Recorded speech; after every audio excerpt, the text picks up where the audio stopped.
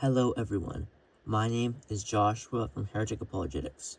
Muslims today often try to argue that Jesus was a Muslim, citing how Jesus was circumcised in Luke 2 verse 21, fasted in Matthew 4 verse 2, didn't eat pork, prayed prostrated in Matthew 26 verse 39, did not drink alcohol, and claimed to be a prophet in Matthew 13 verse 57.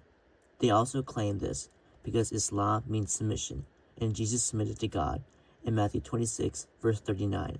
Today, we are going to refute this common argument for Islam. For the supposed similarities between the religious practices of Jesus and Muslims, it makes the error of saying, if person X does something, and group Y does that same thing, then person X must be part of group Y. However, it fails to realize that group Y may not be the only group that does that thing. These supposed similarities between Jesus and Muslims are actually similarities between Jesus and Jews. He was a Jew by blood after all. Jews were circumcised on the 8th day. Leviticus 12, verse 1 through 3 reads, "The Lord said to Moses, Say to the sons of Israel, if a woman conceives and bears a male child, then she shall be unclean 7 days, as at the time of her menstruation she shall be unclean. And on the 8th day the flesh of his foreskin shall be circumcised." Jews throughout biblical history have at times prayed to God prostrated. After Elijah beats the prophets of Baal in a contest, 1 Kings 18 verse 39 reads, "And when all the people saw it, they fell on their faces, and they said, The Lord, He is God, the Lord, He is God." Similarly, at Catholic priestly ordinations, all the to-be priests lay prostrate while the litany of saints is sung. Jews also have dietary restrictions, which in some aspects is more strict than Islamic dietary restrictions. Leviticus 11, verse 1 through 7 reads, "And the Lord said to Moses and Aaron, Say to the sons of Israel, These are the living things which you may eat among the beasts that are on the earth. Whatever parts the hoof and is cloven foot, and chews the cud, among the animals you may eat. Nevertheless, among those that chew the cud or part the hoof, you shall not eat these. The camel, because it chews the cud but does not part the hoof, is unclean to you. And the rock badger, because it chews the cud but does not part the hoof, is unclean to you. And the hare, because it chews the cud but does not part the hoof, is unclean to you. And the swine, because it parts the hoof, and is cloven-footed but does not chew the cud, is unclean to you." While Muslims can eat camels and hares, Jews cannot. Both, however, do not eat pigs. Jews also have a practice of fasting. Matthew 9, verse 14 reads, "Then the disciples of John came to him, saying, Why do we and the Pharisees fast, but your disciples do not fast?" Joel 2, verse 12 and 15 reads, "Yet even now, says the Lord, return to me with all your heart, with fasting, with weeping, and with mourning. Blow the trumpet in Zion, sanctify a fast, call a solemn assembly." The same arguments that Muslims use to claim Jesus was a Muslim are the same arguments that one could use to claim that Jesus was a Jew. The difference is that Jesus' practice and preaching contradict Islam. For a prayer posture, Jesus doesn't just pray prostrate, but he sometimes lifts up his eyes to heaven. John 11, verse 41 reads, "And Jesus lifted up his eyes and said, Father, I thank you that you have heard me." John 17, verse 1 reads, "When Jesus had spoken these words, he lifted up his eyes to heaven and said, Father, the hour has come. Glorify your Son, that the Son may glorify you." Jesus also doesn't command his followers to pray prostrate, but if anything, commands them to pray standing. Mark 11, verse 25 reads, "And when you stand praying, forgive, if you have anything against anyone, so that your Father also, who is in heaven, may forgive you your trespasses." A funny thing is that Muslims don't even quote the whole verse when they say Jesus prayed prostrating. In the very next sentence, Jesus calls God Father.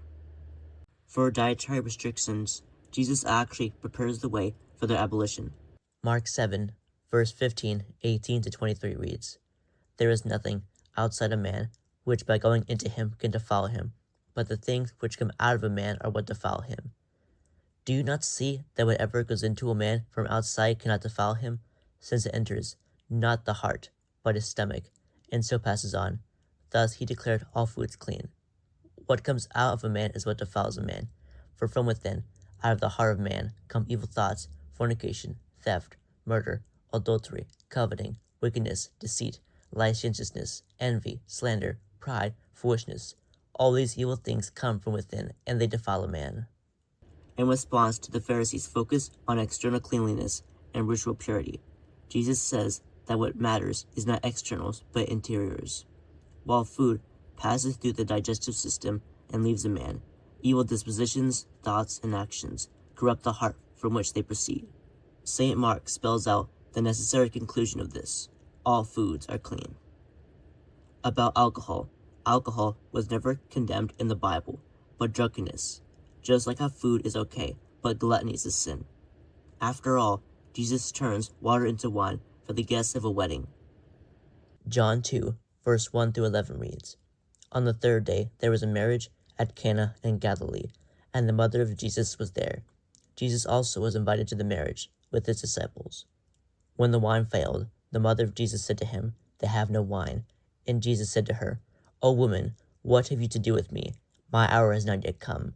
His mother said to the servants, Do whatever he tells you. Now 6 stone jars were standing there, for the Jewish rites of purification, each holding 20 or 30 gallons.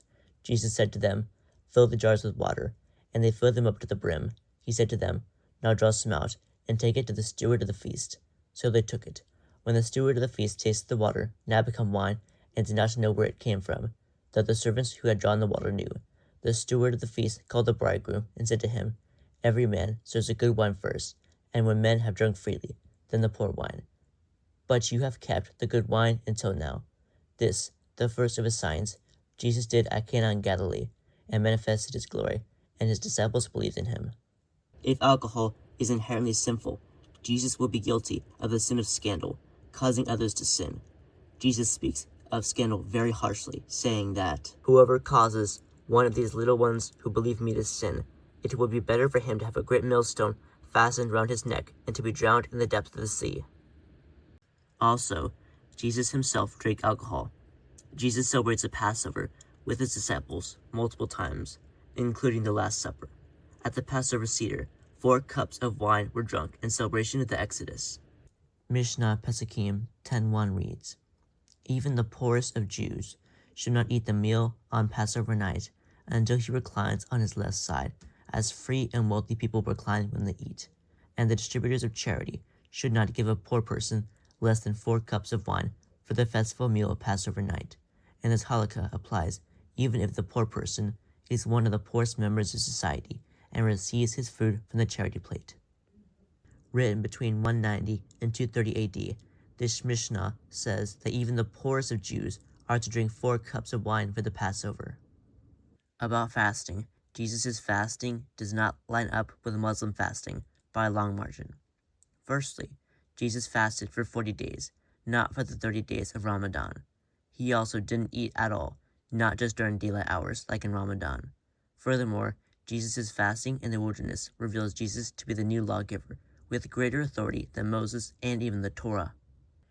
Deuteronomy 9:9-10 reads, When I went up the mountain to receive the tables of stone, the tables of the covenant which the Lord made with you, I remained on the mountain 40 days and 40 nights. I neither ate bread nor drank water. And the Lord gave me the 2 tables of stone written with the finger of God, and on them were all the words which the Lord had spoken with you on the mountain out of the midst of the fire on the day of the assembly. Here, Moses recounts in summary the 40 days and nights he spent on Mount Sinai before receiving the 10 Commandments. During this whole time, Moses fasted from all food or drink. Just like how Moses fasted for 40 days and nights before receiving the old law, Jesus fasted for 40 days and nights before giving the new law, revealed in Matthew 5-7's Sermon on the Mount. However, this time, Jesus brings the Mosaic law to its full meaning, raising to its original place the moral bar which had been lowered in response to Israel's hardness of heart. Matthew 5, verse 27-28 reads, You have heard that it was said, You shall not commit adultery. But I say to you that everyone who looks at a woman lustfully has already committed adultery with her in his heart. So, Jesus not only gives the new law of grace, he corrects the imperfections of the Mosaic law, thus claiming to have more authority than Moses, the only one who has more authority with the law than Moses is the one who revealed the law to Moses. On to the claim that Jesus was a Muslim because he and others considered him a prophet. We would 100% agree that Jesus is a prophet, the mouthpiece of God, so to speak. We would say, however, that Jesus is uniquely qualified to be a prophet, precisely because he is more than a prophet. Matthew 11, verse 27 reads, "All things have been delivered to me by my Father, and no one knows the Son except the Father, and no one knows the Father except the Son, and anyone to whom the Son chooses to reveal him."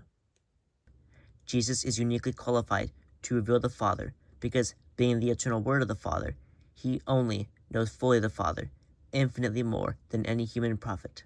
Similarly, Jesus accepts worship in Matthew 14:33 and 28:9 and calls God his Father. On to the claim that Jesus was a Muslim, i.e. one who submits, because he submitted to God. This is a classic example of the ambiguity fallacy, essentially doing a bait and switch with the meaning of Islam and Muslim. If Islam merely means submission, then all religious groups, whether they be Christians, Jews, Hindus, could all claim to be Muslims because they say they submit to God. Thus, the term becomes too vague and does not prove Jesus submitted to God the very way Muslims do, as opposed to Hindus or any other religion. And, as we have seen, Jesus does not submit to the Father the way Muslims do. An objection I want to answer is this: if Jesus was a Jew, not a Christian, shouldn't we be Jews instead of Christians? The problem is that this misunderstands what Christianity and being a Christian is. Christians are followers of Christ, so it would not make sense for Christ to follow himself. Also, we believe that Christianity is the fulfillment, the fullness of Judaism. Judaism, by its nature, cannot be complete. It looks forward to a Messiah who will save God's chosen people. Jesus Christ brought this about, fulfilling the law and the prophets. I hope you have enjoyed this video, and that, if you disagree with anything I have said, please explain your reason why in the comment section below. This is Heretic Apologetics. God love you all.